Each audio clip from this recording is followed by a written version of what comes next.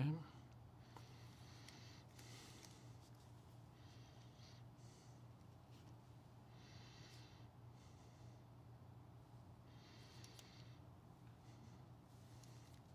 All right, guys, we're going to be starting the live stream here in just a few minutes.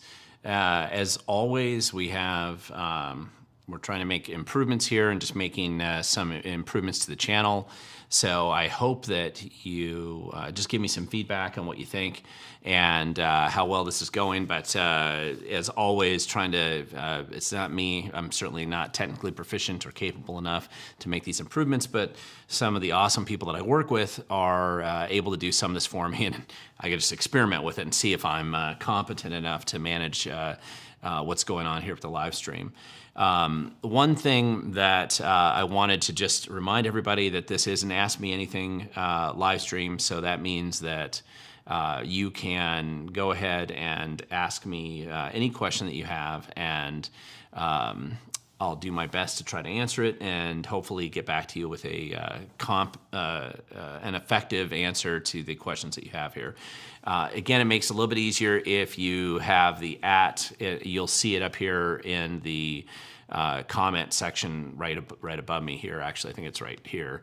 And it says, basically say an @We the Governed. It's just a little bit easier. Usually as the questions start to pile up, it gets harder for me to stay on top of what people are asking. And so it's just easier for me to distinguish the questions from the commentary. The commentary is fine. It's just that if I can't see, if it's a little bit hard for me to pull the question out of the commentary. And so it's great for you to comment back and forth as much as you want, but it's hard for me to pull the questions out unless I can actually see what you're actually saying. So anyway, that's my quick little housekeeping thing as we get going here. The other thing I wanted to mention is that I'm not doing a live stream next week during the July 4th week. It's not because I'm actually even on a holiday. It's just that it's not working out for scheduling that week. So this will be the last live stream for 2 weeks. We'll probably be back to our regular schedule, not next week, but the week after. So it should be fun, and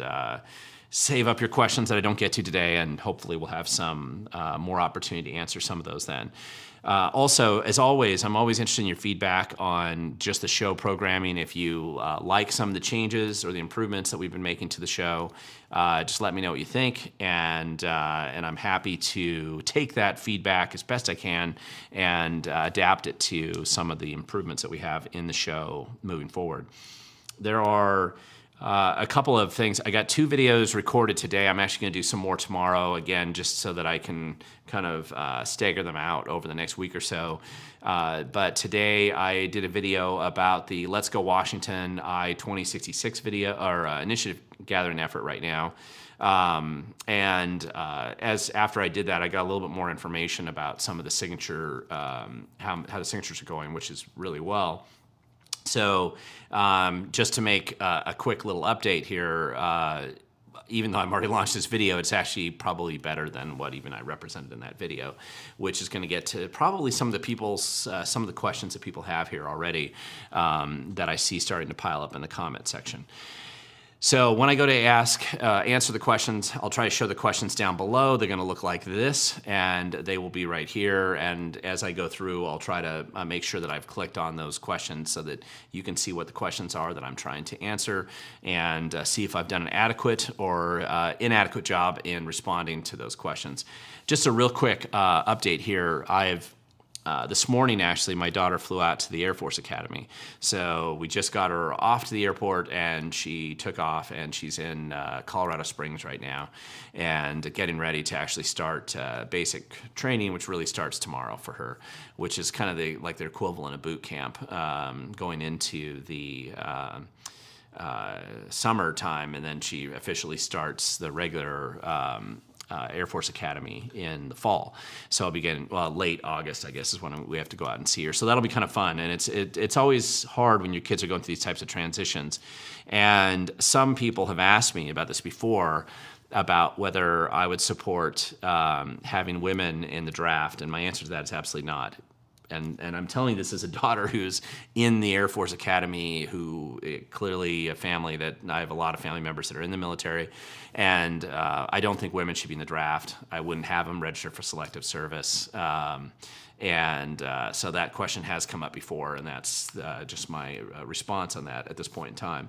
So let's just get into some of these questions. I can see them start coming up here, and inevitably what happens is we go down different rabbit holes in some of these questions, and if I spend too much time on it, the questions start piling up, and then I can't get to all the questions. So we'll see if I can keep up here today and hopefully answer some of the questions that you do have for me. First question up here, local question here. What are your thoughts about Sheriff Bob Songer of the Klickitat County? And this is from Whiskey Monk.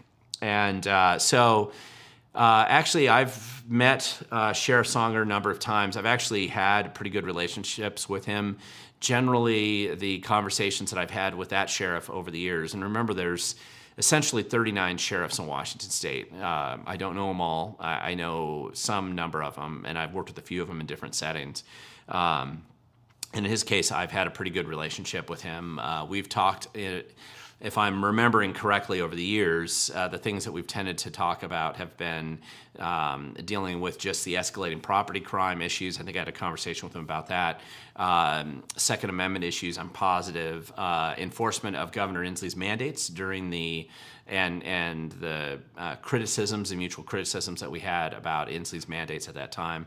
I was just down in Klickitat County not that long ago. I didn't see the sheriff down there. I was going down there to visit a friend, and my kids were doing some whitewater rafting down there. But anyway, so that was kind of fun. But so I've generally had pretty good relationships with him. If you have other opinions or other questions you have about Sheriff Songer or anything else, feel free to put the questions in the comment section, and I will try to get to them.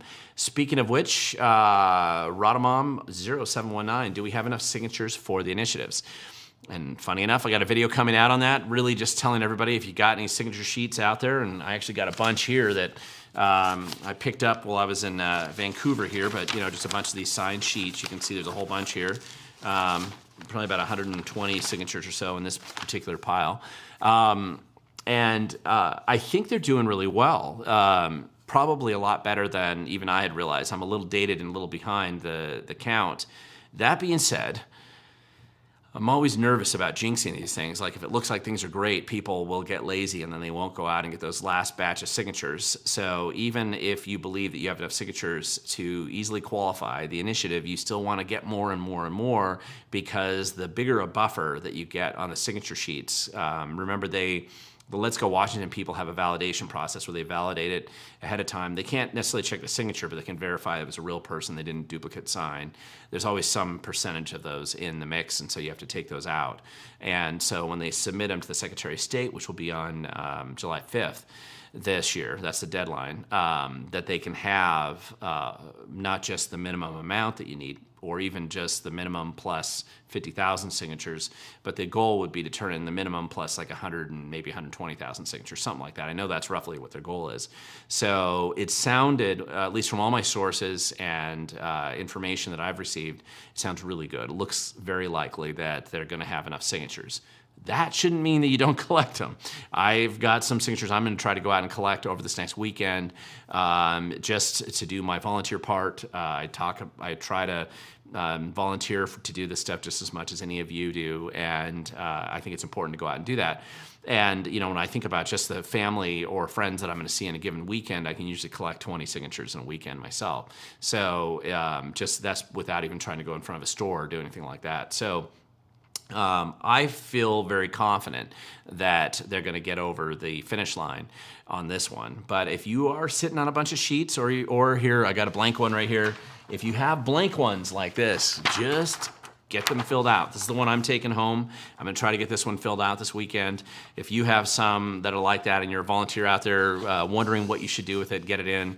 If you've collected a bunch of, I think they did a big mailer where they sent out a bunch of these to people who were collecting signatures and mailing them back, and I'm being told that they got a lot of volume back from that. However, if you have those and you're nervous about the mail, which I don't blame you, if you go to the Let's Go Washington site, you'll see these super signing events they have. I saw that they have one in Yakima coming up, one down in Centralia, which is near me.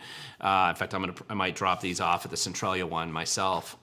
When you go there, that's an easy way. If you don't want to mail that stuff back or you're nervous about the mail, just go there and drop it off one of those locations so they physically get it. One of the things that people don't appreciate about this is from a logistics standpoint is they're having to still get all these sheets. And they get each one of these initiative sheets and they have to scan them in, run them through a program that verifies if they're actually a registered voter in Washington State, and make sure it's not a duplicate, or if it is a duplicate, indicate that it's a duplicate so you know that you're missing a signature. You think you have, but you don't really have it. And so there's a whole process I know that they go through on this.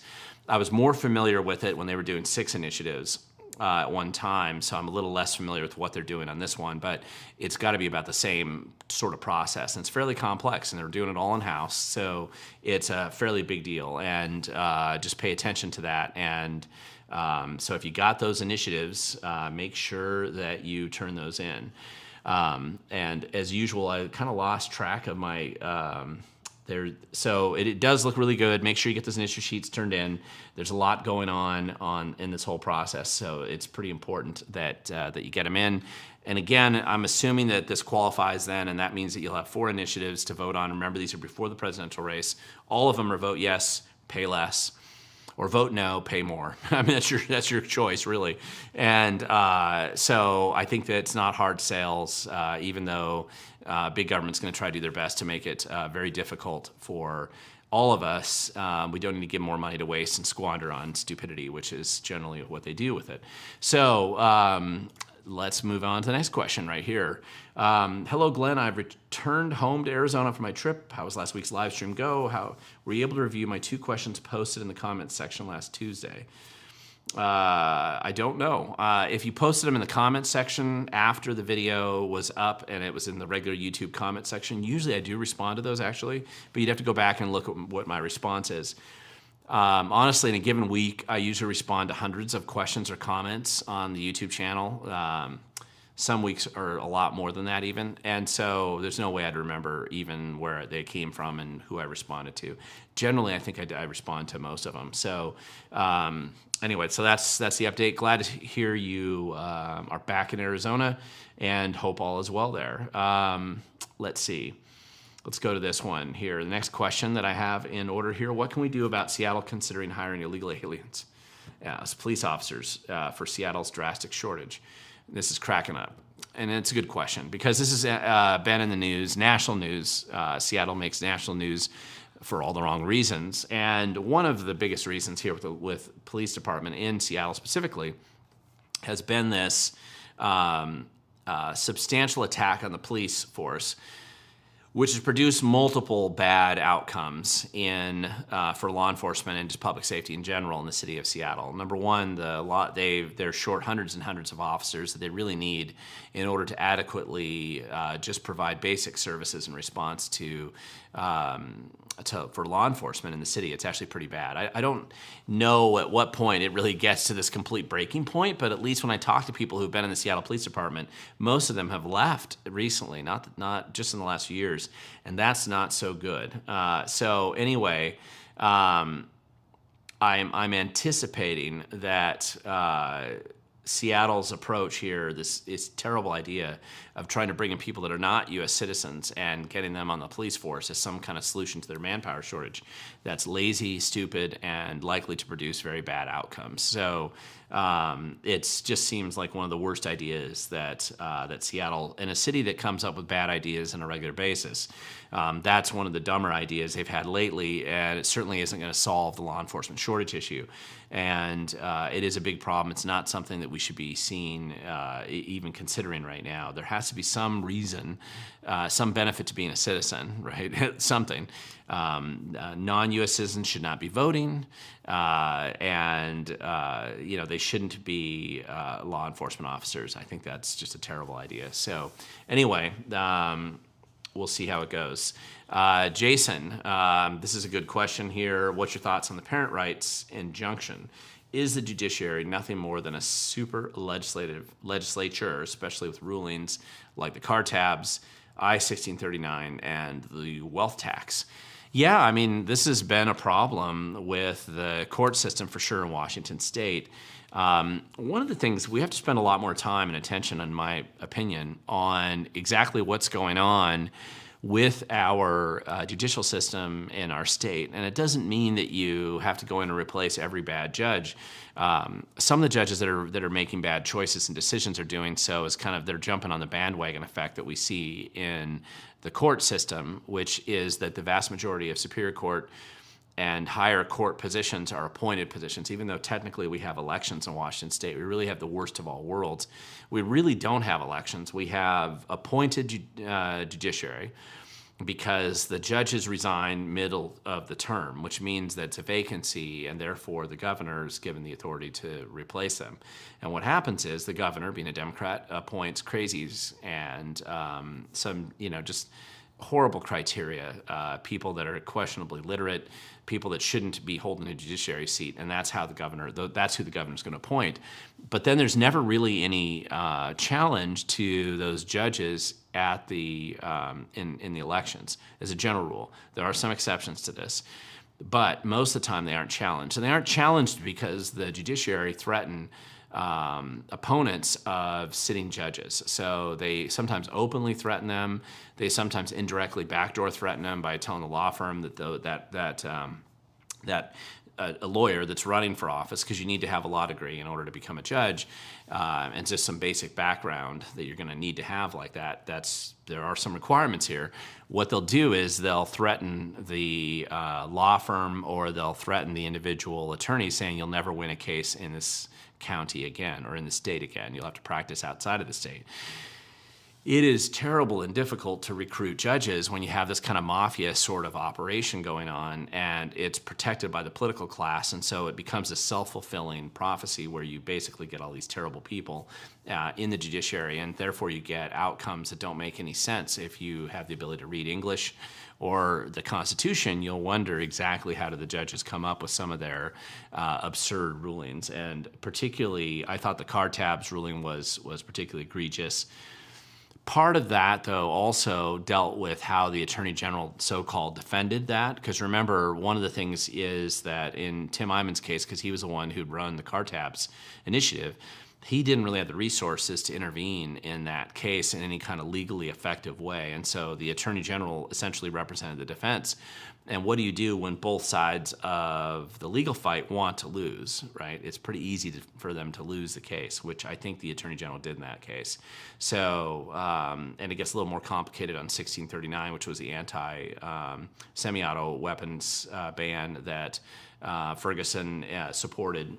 And also the wealth tax arguments that went up, and unique in American history, our states decided that capital gains are not income, which is not what the IRS says, but that's what our Supreme Court decided to do. And again, that is a purely political decision that can't be arrived at with any rational train of thought or any kind of logical progression for people who actually have English as a first language and have actually read the Constitution. So these sorts of decisions inspire us to spend a lot more time and attention paying attention to exactly who these judges are, which I don't think anybody pays any attention to, and they deserve a lot more attention than they're getting. In fact, the whole judiciary deserves a bunch of reforms. I'm going to probably try to take point on some of these reforms in getting them out there into the public sphere anyway, about making the judiciary subject to the Public Records Act, being able to have kind of a truth in judges reporting system that you can talk about how many times they've been overturned, how many times they've been affidavitted, how many times they've released, how many people are dead because of criminals they've released early from prison. Just there should be some basic metrics for us to track just the sheer incompetency, stupidity, and political corruption that these judges represent in these positions, so that you can at least evaluate the ones that are okay in office. And there's always a few out there that have some level, even in a very corrupt state like ours, you still have some that are probably still good. They've been able to navigate through that system, and they aren't totally corrupt. And then others that clearly just need to be removed just for the sake of any rational future. So anyway, that's that. Here's another question from Everett School Board, who's been a frequent commenter. I've liked your comments, by the way, and your questions. So what social media outlets do you feel would have the most impact in terms of videos intended for the target audience? Will any of them throttle or remove? What about if the creator pays for boosts? Great question, actually. So if you're watching this video, you know I'm obviously on YouTube. I've been on YouTube since 2015, although not super prolific. Well, actually, I started producing videos and put them on YouTube back when I was at the Freedom Foundation. I think in 2011 is when I first started. I did lose a video channel back then during a lawsuit in 2012, but generally most of the videos that I did back then are still around. And I didn't start my own channel until 2015, but I didn't really produce a large number of videos until I think 2018, 2019 timeframe. So that was where I really was able to hook up with some people that could really help me with the quality of the product that I was putting out and access to good studio like this where we're at. I don't have this studio in my house. I wish I did, but I don't, and that has really made a big difference here for me. So your videos, if you are effective and you're getting information out there and you're having a big increase in your subscriber lists and viewership, and it's political and you're conservative or at least not mainstream, you're not sold on the DEI sort of program, you will get throttled, and YouTube will do it to you every single time. They do it to everybody. You can overcome some of that. Our channels overcome some of that a little bit over time. They do change their algorithms periodically on how they throttle you or what they're doing to throttle you. So sometimes you can kind of break through that a little bit. One of the things that does help break through is when people subscribe, like, and share your video and add comments, because you sometimes do break through some of those algorithmic restrictions that they're putting on your channel. And if you just keep producing content, you can kind of grind through that. But you could distinctly see on my video channel, I think it was in 2021, I remember I got 6,900 subscribers one month. And then boom, you could just see it just chopped off. And it wasn't because the quality of the videos dropped off or there was less interest in the videos. It just completely, that was an algorithm change that YouTube had. Now, a lot of people then switch to Rumble. I'm using Rumble as a backup platform for my videos, and that's kind of been my plan all along, is to have that there. But Rumble has been slower to gain traction outside of kind of a narrow political space. And I don't produce these videos for the most part. I mean, this live stream's a little different with Ask Me Anything, but I'm not trying to preach to the choir most of the time. There are a lot of people that watch my videos that I will see around at political events, and I know who they are. But honestly, I'm trying to reach people that will never come to a political event, probably would never hear me speak at any place like that. They wouldn't go to any political event at all, but they're watching a video like this. And maybe not the live stream, but the videos that I put out.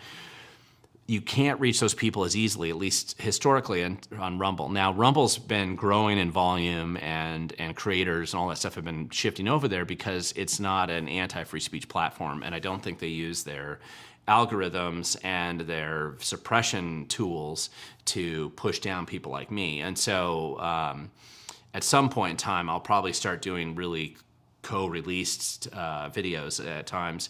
But anyway, that's... and you can pay for the boosts if you want. I don't do that. Some people do. I haven't been able to see the return on that kind of money if you put money into it and push it out. I've done that on Facebook in the past, and then Facebook really throttled down. Talk about a media outlet that completely ended all free thought, right? They definitely suppress everything. I'm still active on Facebook, but I don't really get a lot out of it right now, and I don't think...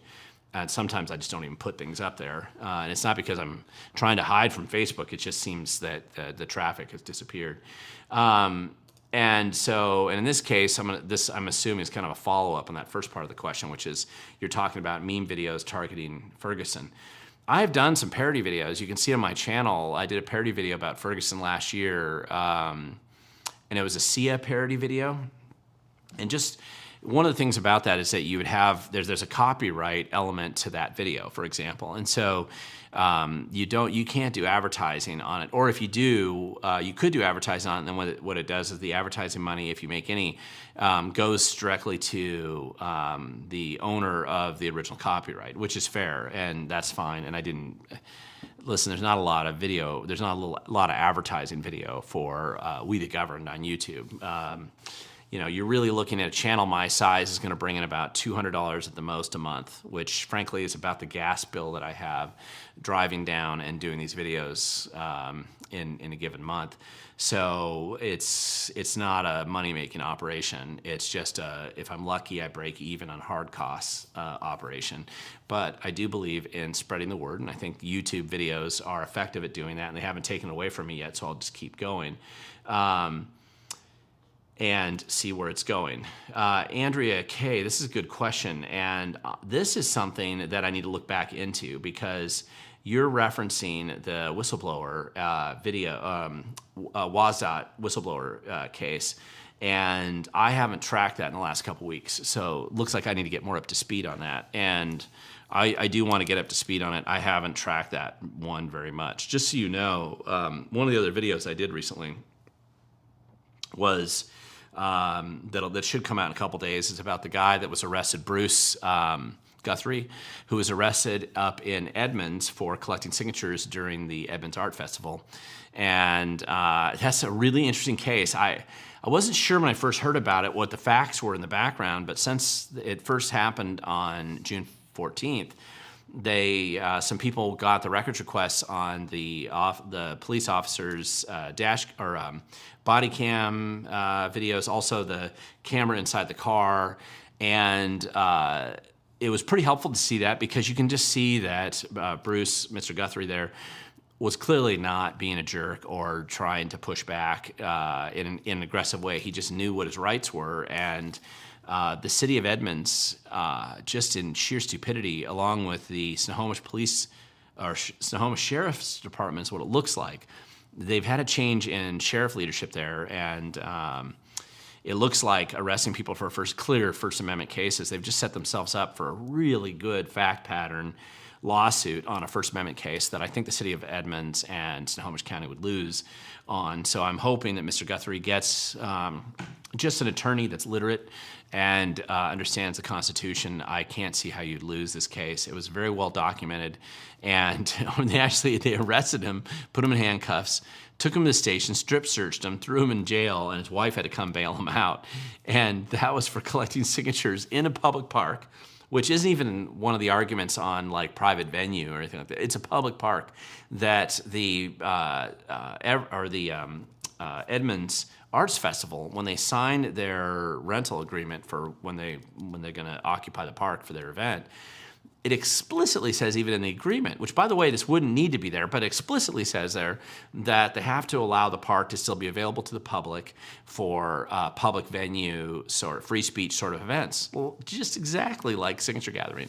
We've only had 115 years of experience, right, doing signature gathering in the state, roughly, and since 1912. So it's not quite 115, it's right around that number, those number of years. But the point of it is, these guys, I can't believe that nobody in the chain of command at Edmonds, nobody in the chain of command at the Snohomish County Sheriff's Office took the extra couple seconds to double check, say, should we really arrest this guy for collecting signatures in a public venue where he definitely can collect signatures. So anyway, I think it's a perfect First Amendment case coming up, and it's very, very foolish right now. So, but I don't know about the WASDOT whistleblower updates, so I'm gonna have to find out what's going on. And I'm glad that it is getting attention, but I'm not sure what the current update is right now.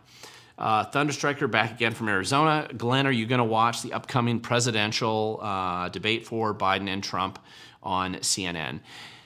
And no, I don't think I'll watch it live. Honestly, and some of this stuff, first of all, I don't really have TV at home, so I can watch it through my computer, and I could watch it that way. Maybe I will, but I'm not super excited about that as much. I anticipate that I'll be able to catch the highlights afterwards. So I might just be doing some work out on my property when the actual debate's going live, and then I get a chance to go back and kind of look it over myself on the parts that I actually want to watch. I'm actually more interested in debates that we would host at a state level between people that we know far less well. So a governor's debate would be more interesting to me. Attorney general debate would be more interesting to me. A auditor's race or OSPI race would be more interesting to me. DNR would be more interesting to me. So we'll see how it goes. Everett School Board, who is the biggest underdog candidate that performed well or won a campaign? And why do you think the candidate won or almost won in terms of the platform they ran on? And can it be replicated today? Well, that's a pretty big question overall. And I would apply it, perhaps, if I can, to a local Thurston County race. So we had a race in 2016 in particular. Well, 2014 and 2016 were pretty interesting years for Thurston County. And it was, I'm familiar with Thurston County because I ran for office there in 2010. Didn't know what I was doing. Jumped into a race running for the assessor's office of all things. And that's kind of got me back into political activism, was that. It really started a couple years, about a year and a half before then, because I had a chance to interact with Thurston County's Central Planning Department, kind of their code enforcement people, who were deceptive liars and exceptionally dishonest people. And I started calling them out on just crazy stuff they were doing. And so I had this conflict with them, and it got me more involved in the Farm Bureau at the time, because I'm living rural and I wanted to make sure that I wasn't totally alone in my fight. And then eventually I ran for the assessor's office. So I had a pretty good familiarity with how a Republican running in Thurston County would fare. And I got 48% of the vote, which was considered very high for Thurston County. And it probably is, considering that Thurston County is mostly state workers or government workers. It's a majority of the people that live there. Either they're in a house that one of their family members is employed by the state, or another government entity in some kind, because this is the state capital, and multiple colleges are located here, and a lot of federal agencies are also located here. So it was that, and so 48.1%, or whatever it was at the time, was considered high. Listen, the best thing that ever happened to me was I lost that race, because it got me motivated to get back involved, but then it started me to go down this process, start paying attention more to what was going on. And I was involved in the commissioner races in 2012, which we lost every one, and it was disappointing. And so in 2014, Bud Blake decided to run for county commissioner, and I'd known him as an activist for a while, and it seemed like a long shot, but he was running against Karen Valenzuela at the time, who was the darling of the Democrats, right? At the time, if I remember right, it was Christine Gregoire who'd appointed her originally when there was a vacancy, and then she was elected a couple times. Anyway, the left loved her, but she was crazy and had all kinds of weird problems. And here's this guy, Bud Blake, who had a little bit of a Southern accent, military, which is good in Thurston County, because there's a lot of military retirees that live there, or active duty military personnel, because we're close to Fort Lewis McChord, which is really a large military base. And so anyway, he did a really good job analyzing the counties, doorbelling, working it, and didn't speak well in public. Again, Southern accent doesn't usually play well in Washington State. And he won. Totally stunning the political insiders. It really was. Afterwards, they tried to come up with some excuse or story as to how it could have happened, but they were struggling with trying to figure that out. So the 2016 race came by later, which was, at the time, we had 3 county commissioners. We have 5 now, but we had 3 at the time. And so they were, 2 of them were up for election. And one of them was a former sheriff, Gary Edwards, who's retiring this year. But he came out of retirement at that time, 2016, to run for county commissioner.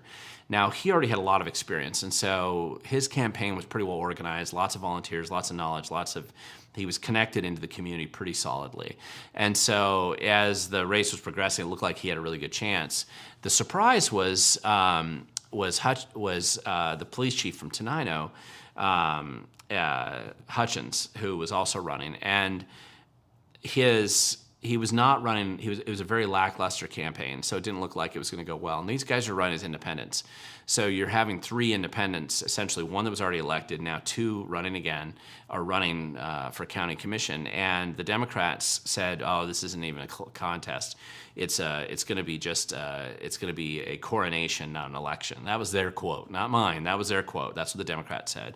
And Jim Cooper, who is a city councilman running from Olympia, who is kind of like the agent of corruption and darkness running for office, he lost to Hutchins. And it was pretty surprising, because when you look at that race, Donald Trump got 39% of the vote in Thurston County, and yet the Democrats lost the county commission completely. Every Democrat was removed. First time, I think, in state history that they've ever had a county commission where there wasn't a single Democrat on it.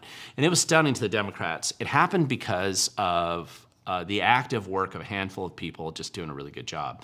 Thurston County's not a small county. It's at the time there were about 270,000 people here with a voting, about 160,000 or so people voting. So it's a decent-sized county that you're having to campaign in. It's not just like showing up at Ferry County, with a very small number of people. I mean, this is a large county.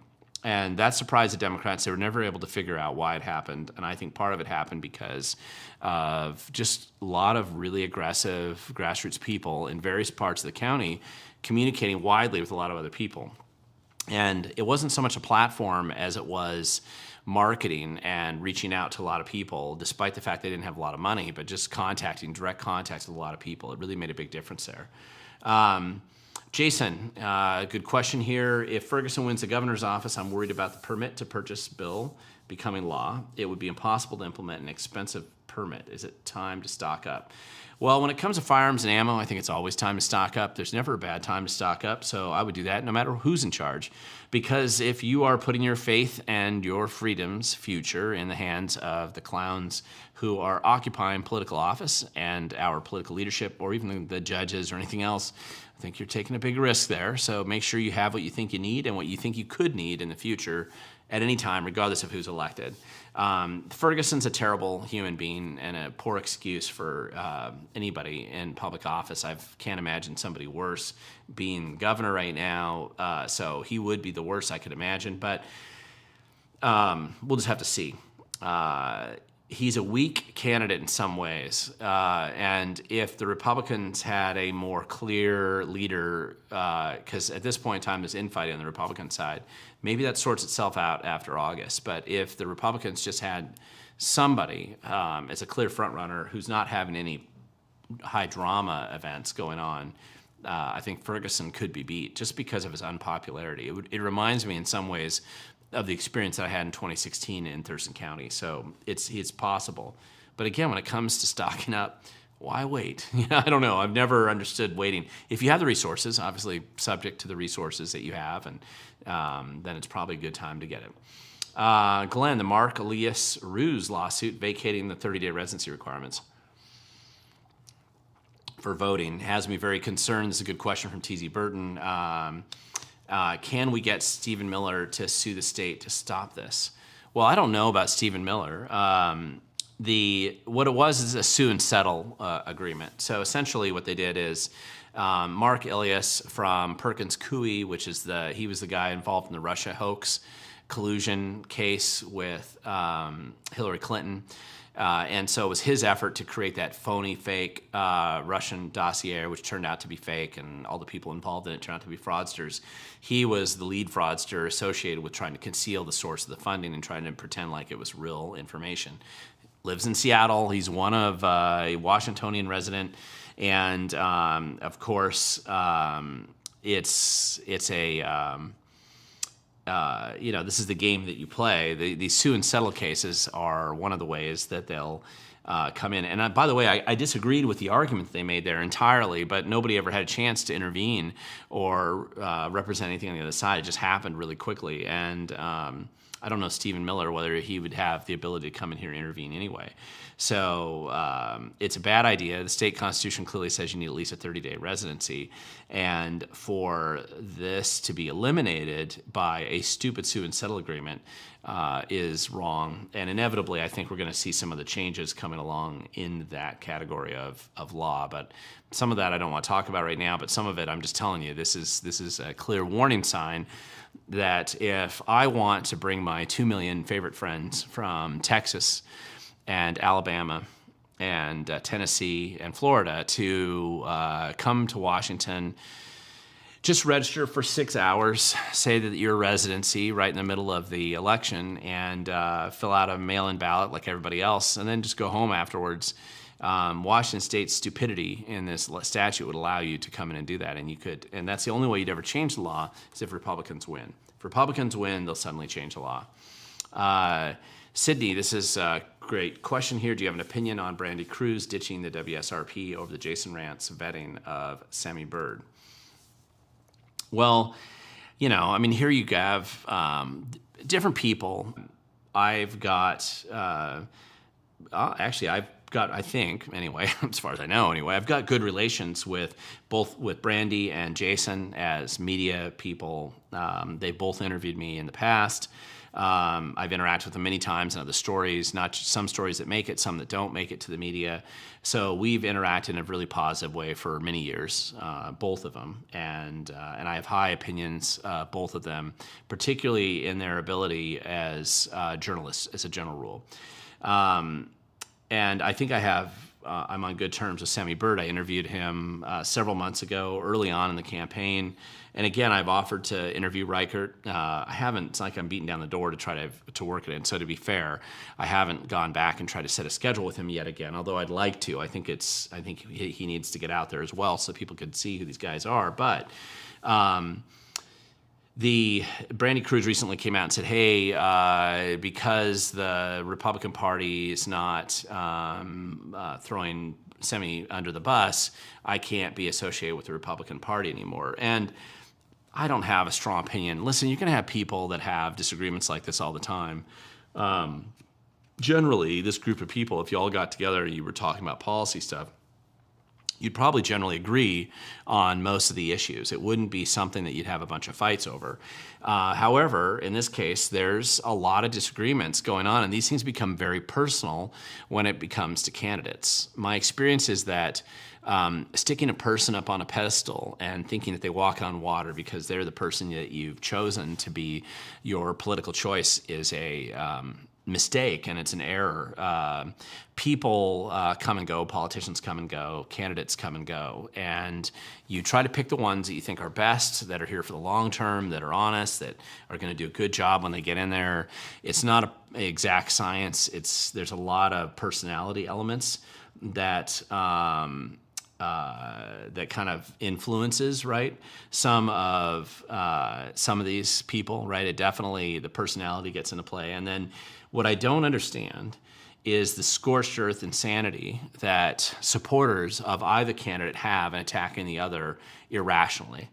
I have critiques of both Semi Bird and Dave Reichert, campaign-wise anyway. Strategy-wise, I don't know either of them so well that I would know everything about them. And so, whereas I've studied some politicians a lot, where I really do get to know them a lot, I know that Bob Ferguson's just an evil human being. And I know him well enough to know that. But, Semi, I think, has had some drama as it relates to his background. And mostly it's that you could have addressed a lot of these issues early on. And I think trying to assume that nobody's going to uncover them is a mistake, and it's always a mistake. And if you don't address this stuff up front and in a way that's transparent and open for all, then inevitably it becomes a scandal later on. Even if the issue, if you'd address it up front, you might have been able to get it off the table, right, a little bit. And so I think some of these are self-inflicted wounds that the Semi Bird campaign has introduced to itself. Now listen, if you've not been in public office before in any significant capacity, that can happen. The military, the differences in the awards and all that, and I've looked through Jason Rance's reporting on this, and he was pretty thorough, and I've seen some of the stuff that Semi's put out as well. And, that document that Semi agreed, clearly, listen, he obviously had some issues in 2009, and it was identified at the time. People's tendency is to really, scorch earth, end of the world on all this stuff. But at this point in time, it just makes it really hard. Here's the bigger problem that the Semi Bird campaign has. They don't have enough money to market themselves to a significant portion of the population. I don't know how accurate the polling is. The polling shows the campaign struggling anyway. But in order to succeed in a statewide campaign, you can't be a scandal factory. You just can't.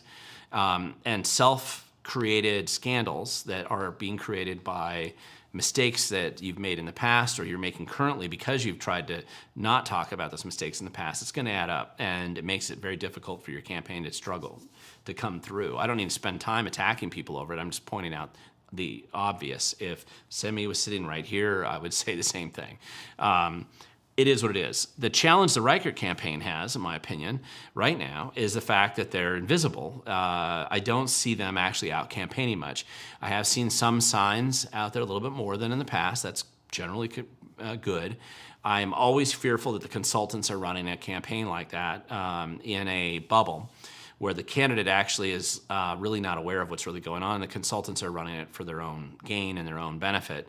And this is a common problem, not unique to Republicans even, but particularly a disease that plagues the Republican Party in Washington State, where the consultants get a lot of money and they torpedo their own candidates because they don't care, and they've never been on a winning team anyway, and so they don't really know what that's like, especially in a statewide office like this. So they just never really do a good job. They just make sure that they feather their own nests in the course of their campaign launching. Always a concern that I have with Republican candidates. I've mentioned it multiple times in previous videos. And so, surveys, we'll just have to see. The best survey the state's going to have is coming out here in August. And that shows you where the state's really at. I think Mark Mullet has stepped up his campaign in a pretty impressive way. Sure, he's a Democrat, but he's done a really good job attacking Ferguson. He's actually done a better job attacking Ferguson than anybody else that I've seen in this race. It makes sense because he's another Democrat running, but frankly, if Mark had been doing this from the beginning, I think he'd have actually a lot more traction right now. But I don't think Mark has a path out of the August primary. And essentially, those are the three guys that so far, anyway, financially or marketing-wise, that you really notice a lot. So that's where we're at, and we'll just see how it goes. I kind of don't think – I like Brandy. I get along with her well, had a lot of good conversations with her in the past. I thought she did a pretty good job interviewing me, and actually one of the people who asked me questions that nobody ever has before, and it was interesting. So she can say she's ditching the WSRP. That's fine. I don't – it's as a journalist, you can say whatever you want, really, I guess. And, I'm a Republican PCO, but I'm not heavily invested or engaged in the Republican Party as a party function. I just don't work well in that environment, actually. And I'm not into a cult of personality as much either. I have friends, I have people I support, I have people I like running for office. I have to know you for almost a decade before I feel super comfortable in saying that, yes, this is a really good person that I've worked with for a long time. New people that come out of the woodwork, I can't tell, and I don't know for a while. So I try to give people benefit of the doubt, but I'm going to spend a lot of time background checking people just like anyone else. But I spend most of my time doing that with the lefts, and I don't spend a lot of time doing that on our side unless it seems like there's a problem. So... And unfortunately, I think in Semi's case, he's invited a lot more scrutiny, I think, than he would otherwise get, simply because of a series of these challenges he's trying to address. Some of them I think he's addressed okay. Some of them are just self-inflicted wounds that you wouldn't need to have, I think. House Bill 1889 is going into effect next week. Was this really needed given how many U.S. citizens need jobs in the state? I'm going to have to look up what House Bill 1889 is. Michael Case, I see that's your question. Remind me what that bill is because I don't have all the bills memorized and what they do. I probably know what you're talking about, but I'm not 100% sure that I'm matching the number to the bill. So please clarify which one that is. Let's see. Semi-country living, this is a good one. Do you think the Republicans can get their crap together and promote one candidate instead of two? A party divided is sure to fall. Yeah, good point about it. I mean, here's the thing, and I think we've talked about this. The Republican Party, to some extent, at least in how I'm trying to explain, in my opinion, how it works, where the top two primary, that system that basically went into effect, 20 years ago now, it essentially destroyed the party's ability, for both parties, to control who their candidates are that come out and run for office. And both parties hate this. But the Democrat Party is more effective at threatening people, at destroying their lives, ruining their livelihood. They just are much better, more vicious at taking people out that they don't like. Threatening them with prison, as I experienced recently with the other Bob Fergusons. So the Democrats' control basically became more of a RICO criminal mob operation behind the scenes in ensuring that nobody could get through that process, with very rare exceptions, without their formal endorsement. Mark Mullet's kind of experiencing this a little bit on a statewide scale. And he almost got taken out when he ran for his governor's seat 4 years ago. In fact, it was just the narrowest of margins that he managed to prevail in that election because Inslee threw him under the bus and the Democrats tried to sweep him out because he had the unfortunate ability as a Democrat to actually understand that math is real and believe it. And that made him a liability in the Democrat Party because you're definitely not allowed to believe in math if you're a Democrat. And so Mark's kind of still surviving just because of a lot of support from Republicans in that district and the lobby class in particular because he was good at killing bad bills the Democrats proposed in his own caucus. The Republicans have always been more hands-off and not dictatorial in how they manage their candidates. So once the top two primary system came into play, usually the approach that the Republicans had historically had in the state, and I saw it all the time, was that they refused to be involved in any race until after the primary. Where that started to fall apart for the Republicans was truly the lieutenant governor, state auditor, 10th congressional district, and then the 47th legislative races, where basically you saw the Republicans flood the zone with anybody and everybody who decided they wanted to be congressman, lieutenant governor, secretary of state, whatever. And they diluted their votes and then ensured no Republicans got through, which is an outcome you can have happen in the top two primary system. Now, the Democrats did the same thing in, I believe it was 2014 with the treasurer's office. So they did the same thing where they had three candidates that were almost equal matched, and there were two Republicans on the ballot, and that's how you got Dwayne Davidson in as statewide treasurer, Republican, elected statewide treasurer there for 4 years. So that does happen sometimes. The Democrats aren't perfect at this, but that sent a big shockwave for the Democrat Party, and you don't realize how much more aggressive they are now in destroying the livelihood of anybody who dares oppose them in their preferred candidate choice process. So they do a lot to undermine and destroy people who aren't staying within their reservation as they move forward. The Republicans have never really done that. And so the idea that the Republicans had was this endorsement process at the convention. To be fair, nobody had really done this before recently in Washington state history anyway. And so there was a lack of knowledge a little bit about just whipping the vote going into it. And Semi's camp, Semi Bird's camp, was way superior in that process to the Reichert camp going into the convention. And there were essentially two steps that are involved in that. Number one is recruiting PCOs and getting them on your side ahead of time, right? That's who goes and votes at the state convention. This is not a conspiracy. It's not a shock. It's how things work. That's how conventions work, actually. So they did a great job because Semi's good at, and his supporters were really good at doing grassroots outreach. Plus, he had the other advantage of starting early. He was running for office months and months, long before Dave Reichert had jumped in. And I also think he benefited a little bit from being on the school board in Richland and having a network of people who really appreciated his resistance to the mask mandates and other things in the Richland School District. I supported him in that effort too. So the problem was that, so they were doing a good job generally whipping the vote. Now remember, there was a lot of anger on the Byrd camp at that time. The people who were supporting him, they thought they were going to be undermined by the state Republican Party, and so there was a lot of, hey, we're not going to support what the Republicans say, I think, until they had whipped enough votes that they felt like they were going to probably prevail on the floor there.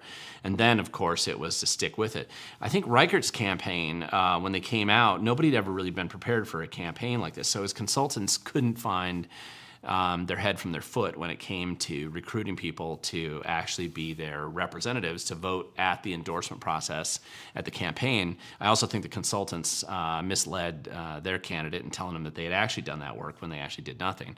And so they went there and the result was predictable. One side was really good at getting their volunteers there and supporters, the other one did nothing. And when you abandon the field, that's the result. Now, Reichert's campaign felt like they had enough money they could run this campaign anyway, and because it is a top two primary, their parties don't really have a lot of ability to remove or change what's going on. Where it worked probably more was in an OSPI race where you had some of the people that didn't get the endorsement dropped out and did other things, which I thought was good. You had it work probably adequately in a couple of those races because of that. we're going to have to see in November. I mean, I think that's when people are going to go back and say, was this a good idea for Republicans or not? But you're presuming that the Republican Party has some kind of monolithic approach to controlling the people, which they don't.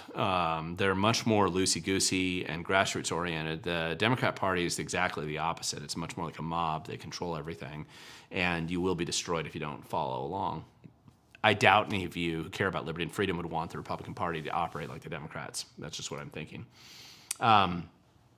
T.Z. Burton, the judges selecting their replacements sound like a classic RICO violation. Can we file RICO charges against justices? You could try, but I don't think it would go anywhere. That is a good question, by the way, and I think that it's exceptionally obnoxious the way the judiciary has been allowed and has allowed itself to decay to the point that it has gotten in Washington state. The thing to remember about this, though, is that you can actually turn it around. You don't need to replace everybody. You just need to get some good ones in there. And once the good ones start to come in there, it does start to change the direction substantially of the court system. And I think it's just this lack of competition where one side, people who care about liberty and freedom, literally don't recruit anybody, not a single living soul, generally, to run for any of these judiciary seats. Or they put up clowns that have no idea what's going on. They don't even know what's happening. So they're totally unprepared, unready, unresearched, zero prep. They just think somehow it's going to happen because of a miracle.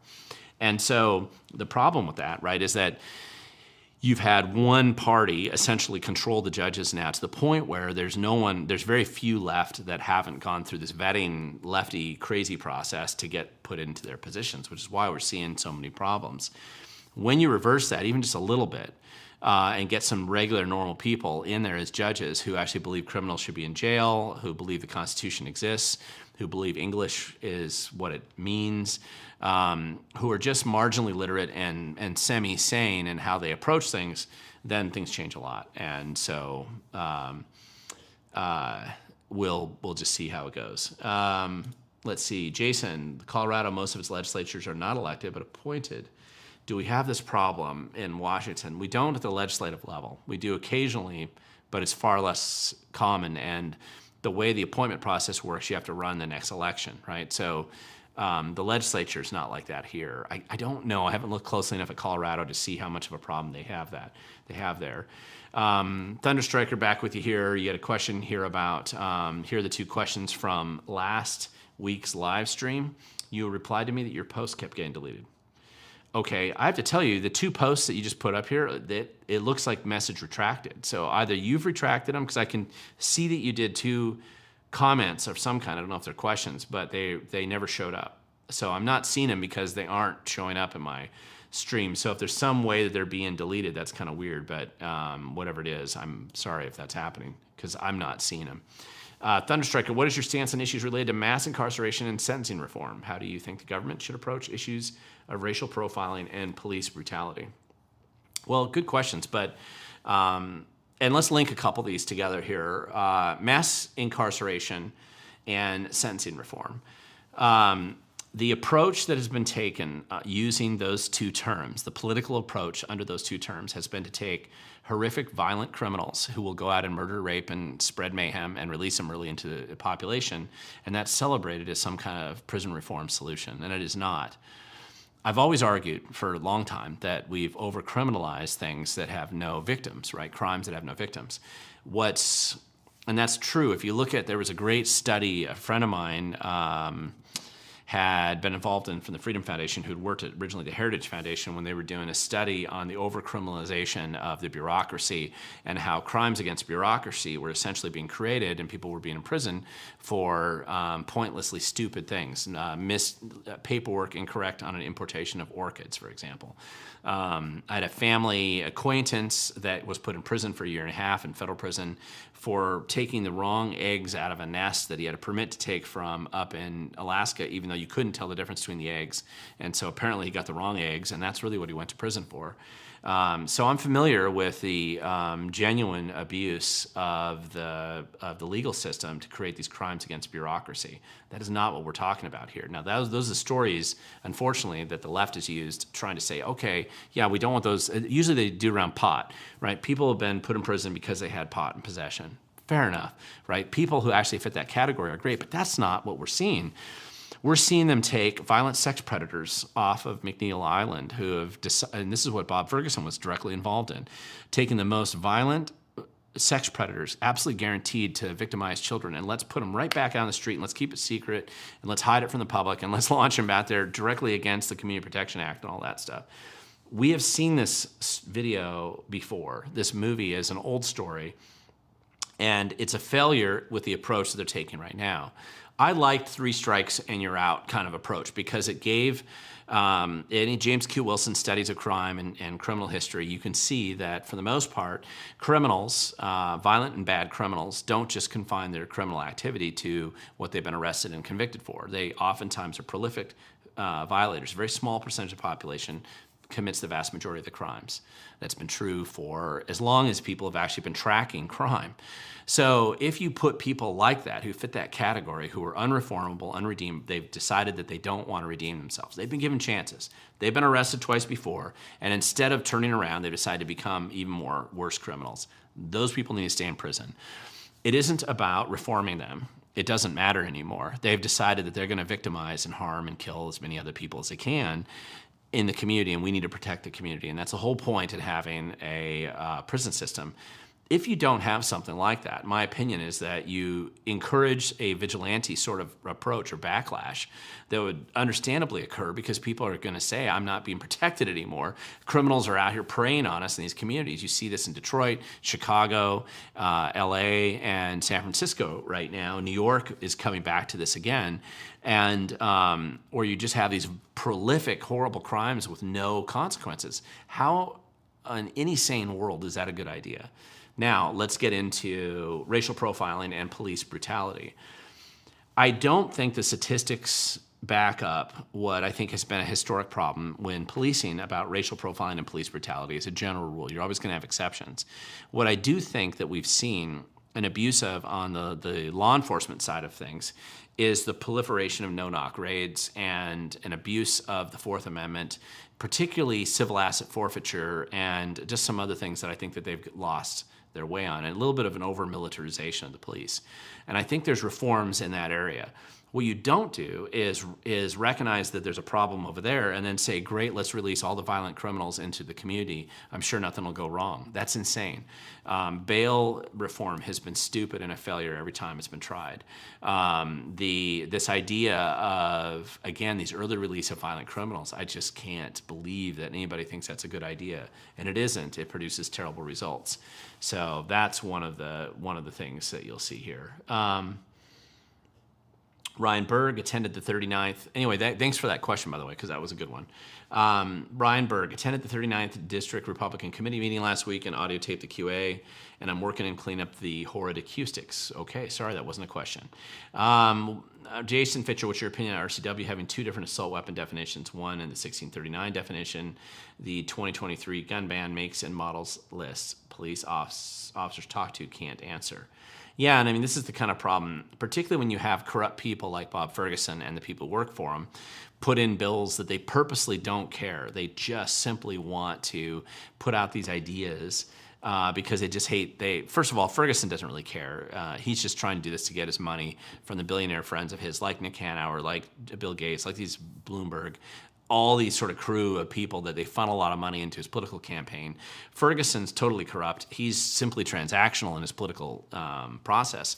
So if he had really cared about gun control issues of some kind, he would have been doing that way back when he was on the King County Council, and he wasn't. But once he realized that he could get money from these other people, then he used that opportunity then to collect cash from them, and that's the transactional nature of some of his push. So he doesn't care that it's all screwed up.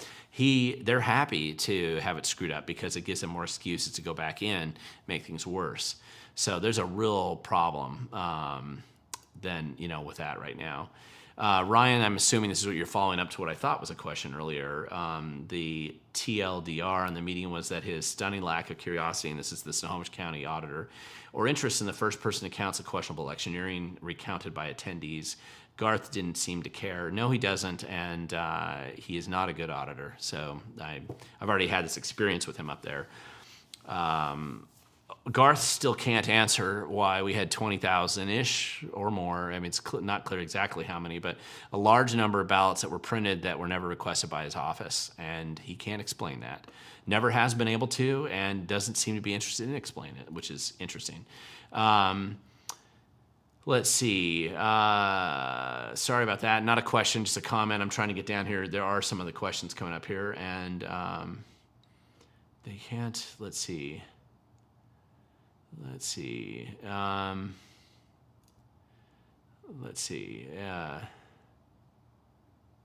don't. Great. Okay, here we go. Sorry, there were a lot of comments, guys. I was trying to get through the comments just to get to the questions. I forgot to tell you something. It's the day I got back to New York. I want to tell everyone, please give me support. Focus on your recovery. Okay, Thunderstriker, recover from. Get better soon. We always want you to be better out there. And I took ivermectin. It did help me. I don't care what anybody says. And obviously now that we're seeing the studies come out that there was no, the CDC lied about ivermectin, and so did everybody else. That was an interesting, finally coming around on that. That's pretty crazy.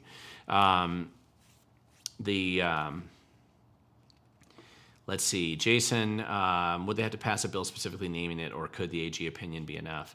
Well, this is the problem, and this is a great question. You've been talking about getting a fixed magazine lower, but you're concerned that it'll be deemed illegal by either by an AG opinion. And probably the problem that you have there is that there's very little effective way of coming back, and you go to prison or certainly substantial trouble, even though you're trying to follow the law. And somebody like Ferguson just thinks it's funny. He doesn't care. So neither do the people working for him. And so that's why people are much more careful when it comes to some of that stuff. Anyway, so that's it. Let's see, Rosemary Schessler. Sorry about that. Glenn, you got it wrong. Brandy said that Washington GOP threw her and Jason under the bus with the phrase media-fueled controversies. No, okay, so I appreciate that. I think that is a distinction, but that's Brandy taking things personal a little bit more than I probably would in that case. I tend not to, people throw me under the bus probably all the time. Maybe it's just I just don't care if they do that much, but I just don't take that very personally. Usually I feel like in the long run, your reporting proves itself, right? And I think for her, that's what she'll see, Jason too, if the accuracy of the reporting, if it withstands scrutiny over time, right, that tends to speak for itself. And so you can't, I don't think the Washington GOP is trying to throw her under the bus by saying that phrase. And so I just suspect it's a little bit of an overreaction. I love Brandy, so it's not me trying to make a big deal out of it. People have different thresholds of drama and critique and conflict that they're willing to deal with. And so I just don't, I wouldn't take it as personally. And also, you'll feel like I try to avoid this when I feel like I have allies out there, but we have a disagreement. I'm not trying to throw them under the bus just because I have a disagreement with them for a while. And this is just my own personal opinion, because tomorrow, after our disagreement kind of fades behind us or we supported different candidates, we'll be in the same trenches fighting the good fight on another issue. And so creating personal controversy or animosity with people when you don't need it is generally not something I find to be super productive. But it could be that I'm a little bit more, maybe I'm just not as intense on some of that as I should be, but I'm just not. I spend most of my time trying to focus on the left anyway. So anyway, that's just my opinion there. So she has a right to do what she wants to do. I think mending the fences there won't be that tough, and clarification's probably going to come out. And meanwhile, every day that goes by, we're getting closer to the primary. Primary determines what happens after that. Cracking up, how can we stop the insanity about pushing mandatory EV purchases and blocking gas-driven cars? Part of this is a national issue. Part of it, though, it's already happening. The studies that are coming out right now, people are realizing that you're just not going to be able to get what they said and promised with electric cars. It's not going to happen. It's a failed promise for a lot of people. There's certain niche environments in which it'll work. And if you're rich, it works better probably in those niche environments. But a glorified golf court to drive around, even if it's really cool but super expensive, I just don't think that's going to be an issue.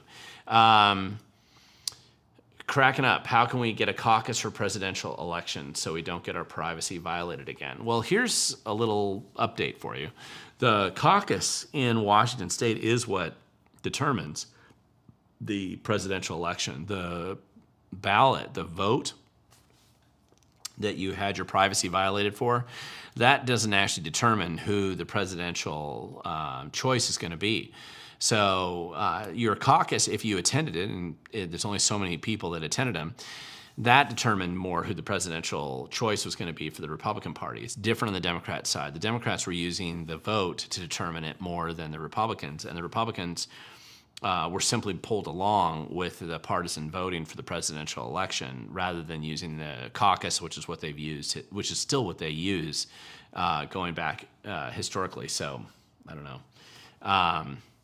So that's just it. Michael Case, thanks for getting back to me on this. 1889, an individual who is not lawfully present in the United States is eligible for a professional license, commercial license, certificate, permit, or registration per the bill. That's right. This was a weird one. You're right. I actually think this is a terrible idea. I remember this now when I was debating this with somebody. Gosh, it's going back a couple months now. But you're right. That is not a good bill. I would definitely be probably reforming or changing that. And I don't know what the impact will be. We'll have to see how many people actually do it. Because sometimes bad bills get passed and it doesn't mean you don't want to get rid of them in the future. I'm just saying they don't result in the end of the world the way that their opponents probably said that they would, as dumb and stupid as the bill might be and as destructive as it might be. How can we put a halt to them passing laws we never get a vote on? Well, that's just how it works. You got to remember, right, roughly any given legislative session, this is going back for decades, they roughly have 3,000 bills that are proposed. Roughly 500 of them will get through and get voted on. Most of them are probably bills that are relatively non-controversial. If you really look into it, nobody cares about what the state worm really is, or naming a building somewhere after somebody, or little decisions like that are generally not the things that there's controversy or big fights about.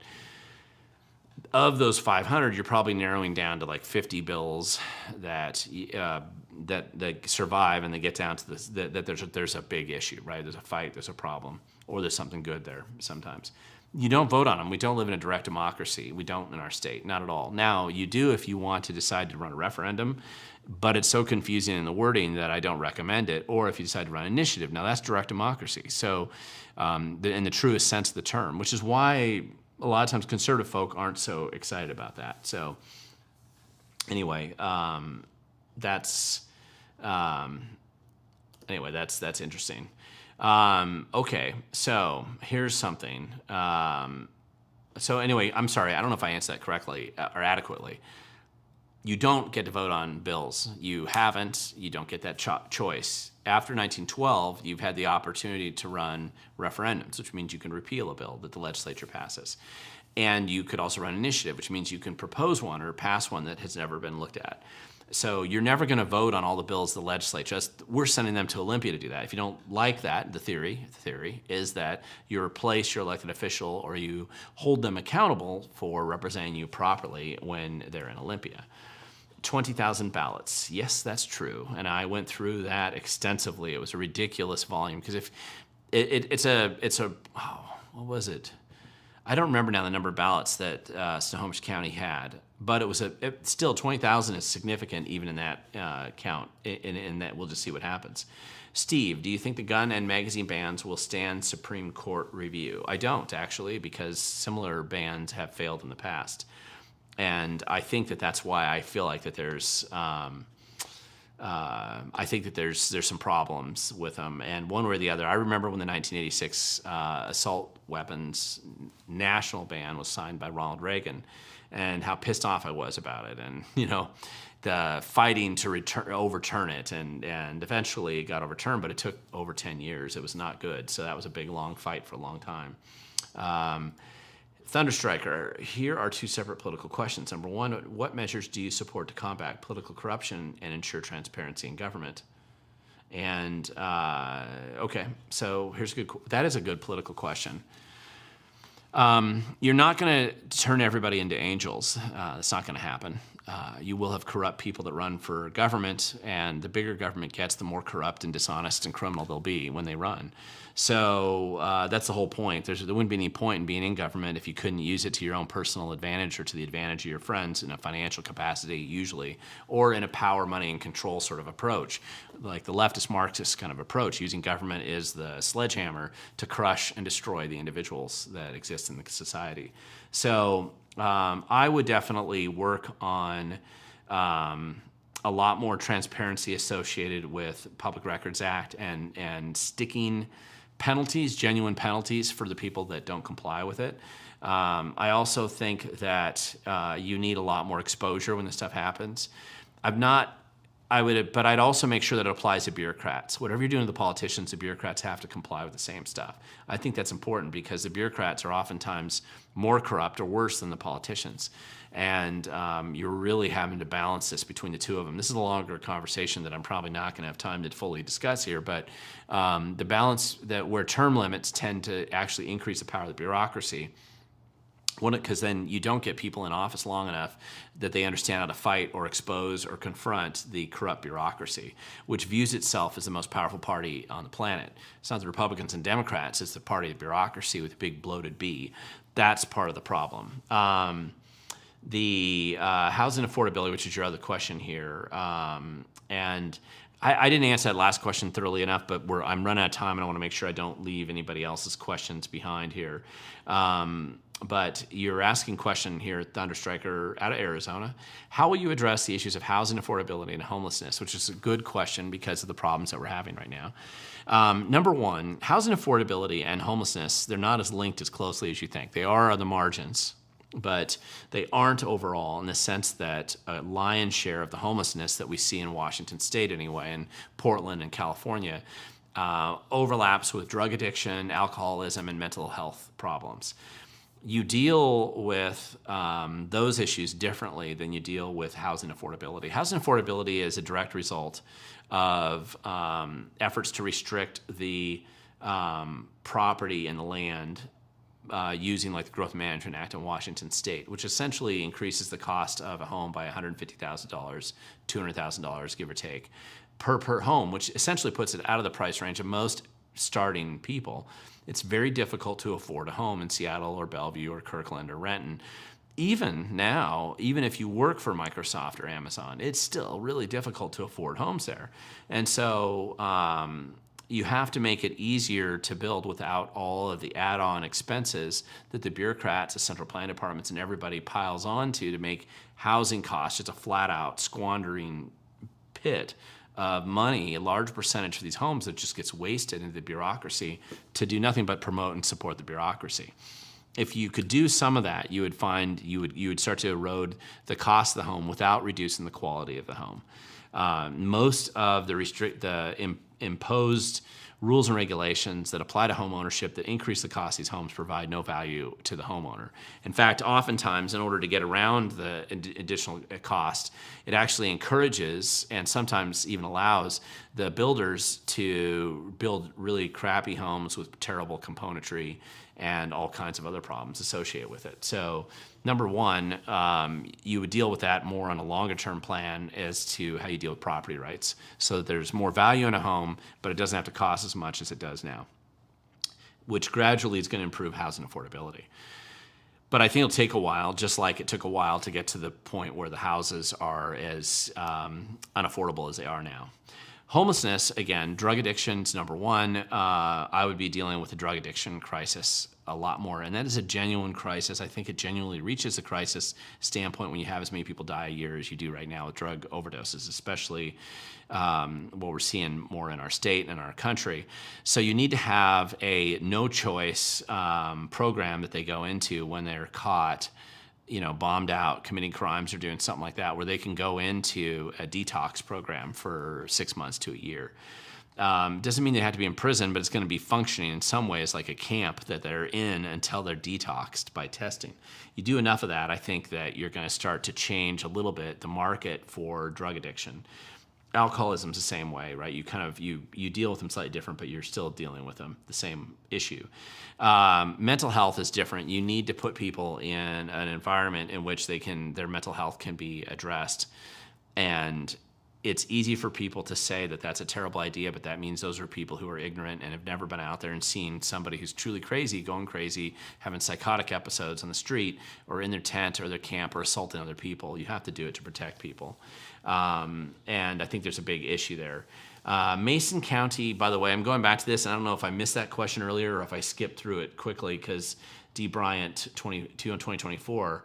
I need to look into this Mason County program, but they're basically saying that here's a criminal, we got him, now we're just going to release him in these other counties. That's not good. So anyway, with that, guys, I'm looking at my time here and I'm realizing I'm substantially over the time that I promised you. I usually try to do these in about an hour, and I know I'm at about an hour 15. I've been averaging that recently. So I'm going to kind of wrap this up here real quick. Just a reminder, no more live stream next week. I'll try to get to one the week after that. Thanks for everybody that was watching. Thanks for all the kind words about my daughter being at the Air Force Academy. I really appreciate that. I don't usually bring my family stuff so much into my political world, but sometimes I'll reference a few things, and I've talked about her a few times lately. Just remember, when you're out there in the political fight, be able to identify who your true enemies are and for people who are potential allies. And just because you don't support the same candidate running for governor or the same candidate running for public lands commissioner, it doesn't make you arch and evil enemies for everybody, because you're going to find out that you mostly agree with those people. And just because you disagree with me, it doesn't mean that we can't come to an agreement on other things in the future. I don't require everybody to agree with me all the time, and I don't think you should either. That's not going to be an expectation any of us could realistically have. So with that, guys, we'll see you next time for the live stream. I hope you enjoy the videos that I have coming out. There's quite a few of them that I want to launch over the next 10 days or so. After July 4th, we'll come back and have a whole new collection of videos to launch after that. But hopefully I do a good job in the next couple days to get some good content out there, share it with your friends, and I hope that you have a good week, and we'll talk to you next time. Let's see if I can do a reasonable job